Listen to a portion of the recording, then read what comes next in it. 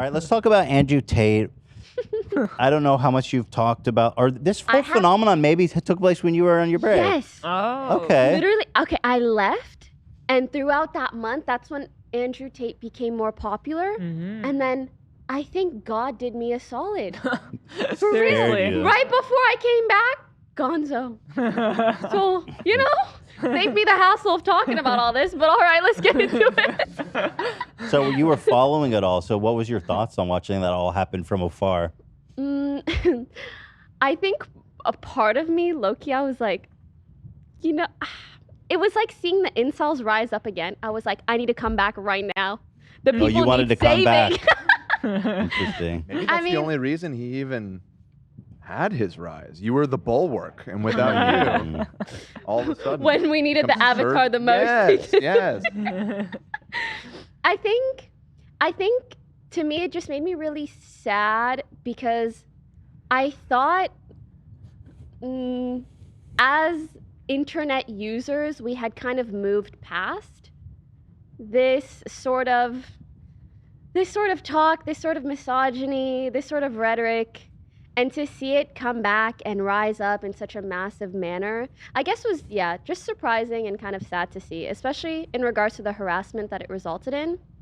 But something that I think people don't discuss enough is clearly there must be a lot of, especially young men, who for some reason resonate with what Andrew Tate is saying. Why is that? And are there any takeaways that we can take from that in order to not have things snowball so far out of control in the future? Right. Yeah, that's a good question. I also agree. I didn't know I didn't know this thing was even brewing. I mean, you see a lot of small fries like Fresh and Fit who are like small time misogynists. And Rollo Tony Browntown, who's like an even smaller town misogynist. But Andrew Tate is like just became so big. And I agree. I don't know.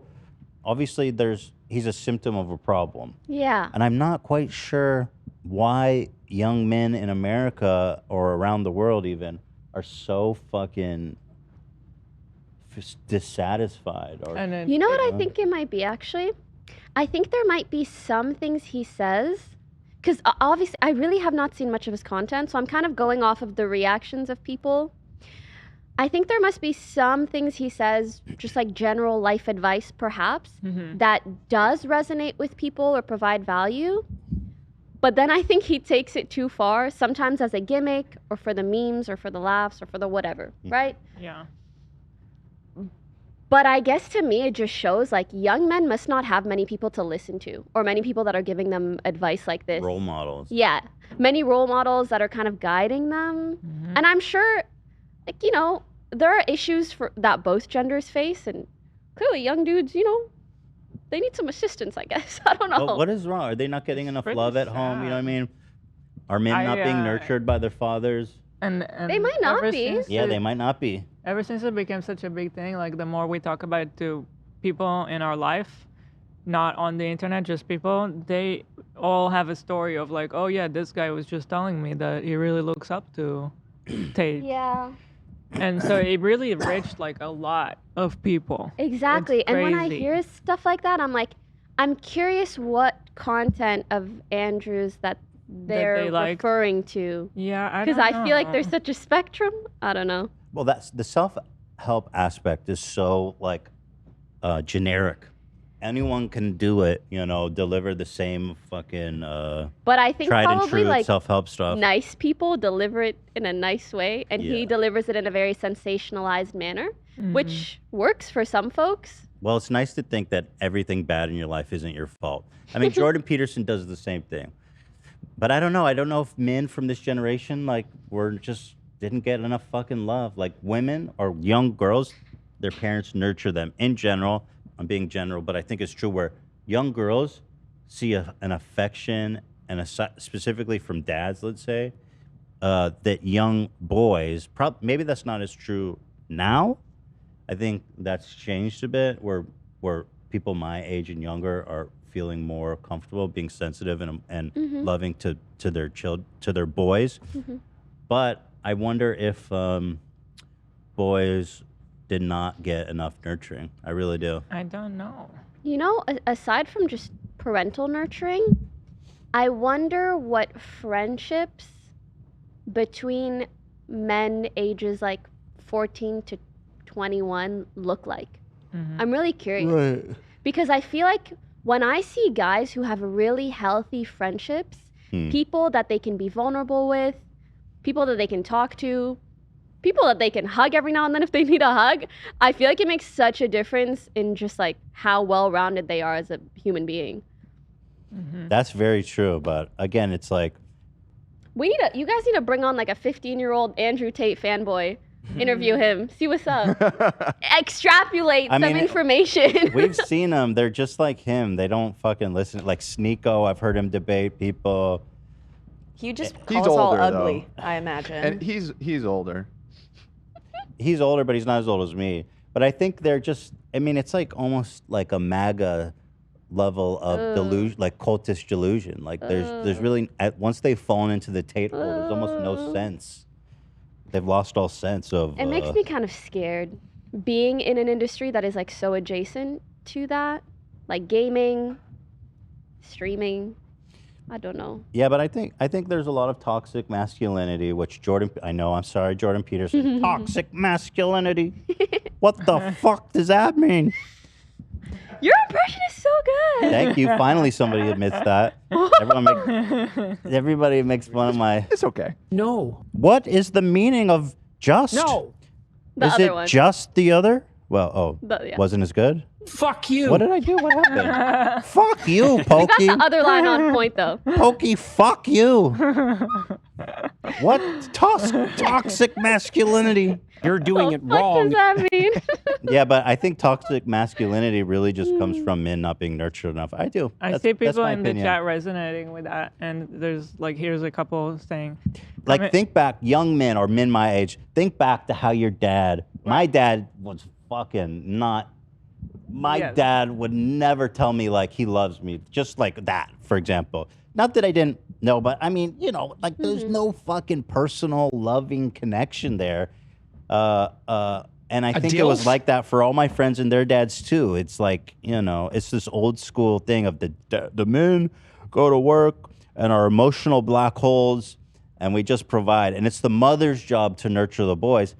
But that's just half of the fucking boys need their dads a lot. I think guys need, I don't know if this sounds weird, guys need love from guys too. If it's your dad, if it's your friends, if Yes. it's your, like, you need to have other men in your life that you can speak to, honestly, share your troubles, Yeah. learn from each other, grow together.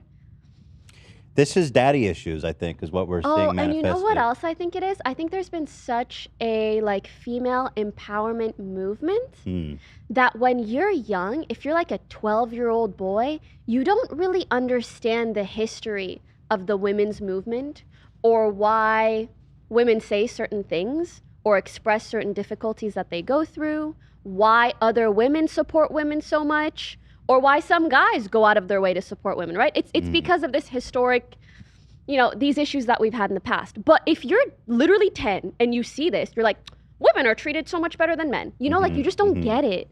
And then I feel like they're fighting back against that a little bit. They're like, wait, there's these double standards. Yeah, Things are not totally. fair. When in reality, they don't understand the full context. Yeah. They don't. I yeah. hope that makes sense. No, it does. Ela, what were you going to say? Chat is yelling at me. I didn't even I hear was you. gonna read a comment and then I lost it. But they were saying like I saw a few that they grew up in such a way that they're doing a lot of like unlearning now and rethinking, and they still need to do it because it's we all grew up like that, and there's a lot of changing to do.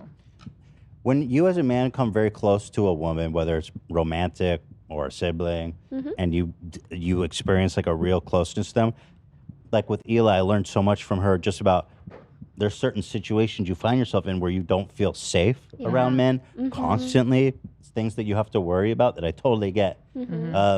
You brought up a lot of good examples that I can't recall. Like what are some examples, you know, that men would never, men like this, they don't even think about what it's like to live like that. I mean, I Like think getting in we an were Uber, yeah, for we were talking example. recently. Yeah. Just any situation where you're one-on-one with a guy. Right. It can be anywhere. It can be just Elevator, walking in the street Uber, at night. guys behind Yeah, you. Uber, elevator, Some and dude cat calls you, Yeah. having, demanding attention from you. like having to have a technician at home. You know. Oh, yeah, that's scary. anything that's like one-on-one is really scary. Really Because scary. you hear all these horror stories all the time. If it's a friend, a family member, or a stranger. And so like as a woman, you're constantly being told like, be on guard. And so we kind of have to be. Mm-hmm. Yeah. Even like trying to make friends that are guys, you have to be so careful. Mm-hmm. Especially like, what, can I hang out with him one-on-one? Is he going to consider it a date? Is it this? Is it that? Like every little thing you don't want guys to take the wrong way, obviously. Yeah, but I mean, obviously, women are already, even now, being challenged for their rights. I mean, of bodily autonomy. So True. it's a little bit. You know, actually, just to share an experience within gaming that I feel like growing up, I didn't understand women's issues that much because I lived in like middle of buttfuck nowhere, went to a small elementary school, small high school, just grew up kind of like normal, kind of naive. Once I entered the gaming space, and especially once I started blowing up within gaming, that's when I truly started understanding the nuances and the differences in how men and women can be treated, both by men and women.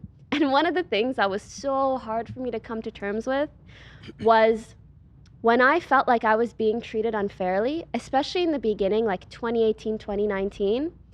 And I could tell, even though I had men in my life and in the industry that I knew so well and that I was close to, I could sense that they had such a fear and avoidance of speaking up for me because they were scared that they would be called a simp or a white knight They're scared or of whatever. It's the same thing. And if you think about it, like if you're afraid, I feel like that's so unfortunate. You're scared to speak up for your friend due to their gender. Mm-hmm. Like as a girl, it makes me think of, well, goddamn, I wish I was a guy so you wouldn't mind like backing me up. They're scared of their fans. Yeah. Which, you know. And it was just such a sad realization to come to, or a sad thing to even be told from people. Yeah. Or by people, so yeah. They don't want to be targeted by the fucking goons out there. But it's also like the more you avoid that, the more you're letting them win. Like you're letting that narrative win. Yeah, no, I totally agree. I mean, that's part of the reason why so many fucking people hate me on the internet is because I really, you know. Yeah, you stand up for whatever the hell. To speak my true thoughts. And there was a time when I would avoid talking about certain things. I was like, oh, my fans are going to fucking be so pissed at me. And I think over time on this podcast, I've been able to shed that thing. And actually, we just cultivated fans who are tolerant of that. I completely agree. Because as a fan, I've seen you guys like over time discuss so many topics, and I just come to understand like one, I think it's amazing that you're not afraid of any topic. You're not afraid to tread on any ground, really. And two, like even if at some point as a viewer I disagree or I don't or whatever, I will still nonetheless respect the fact that you're willing to put your opinion out there. Because a lot of the time it does make a big difference that you're down to talk about those topics that other people won't. Yeah, thank you. But yeah, I think it's part of the problem with why I was going crazy is because I knew that we were garnering a lot of reactionary fans that I fucking hated, and I didn't. What do you mean reactionary fans? Like conservative, fucking like alt-right, racist. Alt-right. Yeah, racist. How? I was doing like a lot of social justice warrior stuff back in the day, you know, like the AC thing and the humongous thing. And so whenever I would express an opinion that was like a little bit liberal or something, it was like fucking lib bullshit, and it just turned into this whole thing. And I just realized that I was starting to hate my fans. I was like, these people suck. I don't want to fucking turn into some weird freak that just caters to them. And so I think that's an important realization to make. It was, and it was painful. There was years and years of just everybody Scrubbing fucking him out. hating us. Everybody hating us. Get out, I bro, mean, you get guys know out. you were there in the trenches with me. Dan, The Zach, beginning and of the Ian. podcast was really Yeah. rough. Just, Yeah, there was some growing pains, I guess you could call it, as you sort of shed the vestiges of that part of your fan base. But yeah. you know, we Fall- got through it. We came out the other side stronger. We call them True. fallen fans. They're easy to spot. I missed you. Anyway, that's it. But Those that's are the strongest haters.